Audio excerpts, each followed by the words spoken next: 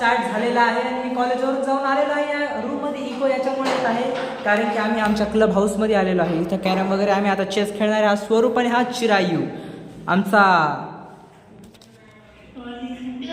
लाजत आहे पोरगा. हे बघा, याला आपल्या ब्लॉग मध्ये यायचं होतं मित्रांनो, तर हा आलेला आहे आणि आता हा फेमस होणार आहे थोड्या दिवसात कारण की हा आलेला आहे स्वप्रणवच्या ब्लॉग मध्ये. आता आपण चेस खेळणार आहोत, त्याच्याबद्दल काय म्हणणं आहे चिराव तुझं? काहीच नाही, चेस घ्या. ओके, आता तुम्ही चेसचे सिनेमॅटिक शॉट्स किंवा डायरेक्ट कोण जिंकतं ते बघा कारण की मला माहिती हा हारणार आहे. बघू चला गेम मध्ये. स्वरूप तुझं काय म्हणणं आहे, कोण जिंकणार आहे? माझं म्हणणे आहे कोणी पण जिंकू.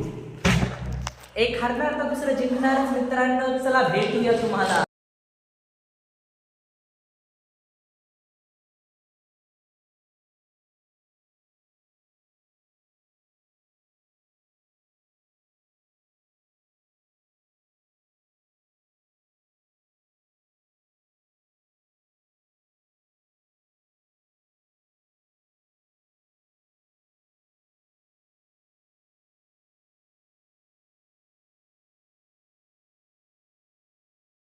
तुम्ही विश्वास नाही करू शकणार तर मी सेकंड मॅच जिंकलेलो आहे आणि अशी जिंकलो की तिसरी मॅच कोण जिंकतं बघू ना. तिसरी मॅच तर मी जिंकल.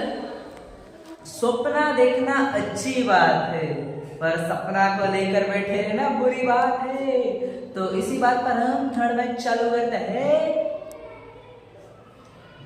आणि मॅच मी जिंकल.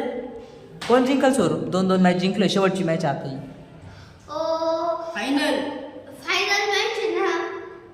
दोन्ही मधून कोणी जिंकू शकतं ते तर मला माहिती मी जिंकणार आहे. कॉन्फिडन्स ठेवला पाहिजे पण ओव्हर कॉन्फिडन्स नाही ठेवायला पाहिजे. ते त्यात तुझ्यासाठी ते माझ्यासाठी नाही, तुझ्यासाठी आहे. बॉल घालून मी बॉल शोधला. अरे 1 किलोमीटर लांब गेलो होतो तेव्हा मला बॉल शोधला होता मी. चला मित्रांनो, दुसरी मॅच बघूया.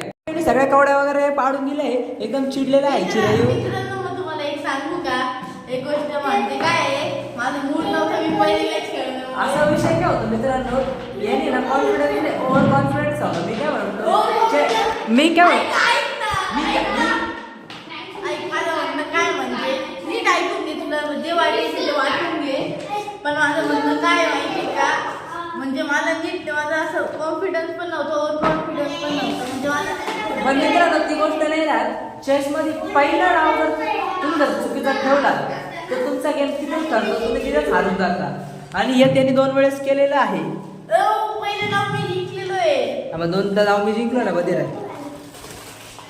चला मित्रांनो, आता आपण घरी गेलो. मी काय करतो, घरी जाऊन आता भेटूया तुम्हाला घरी गेल्यावर.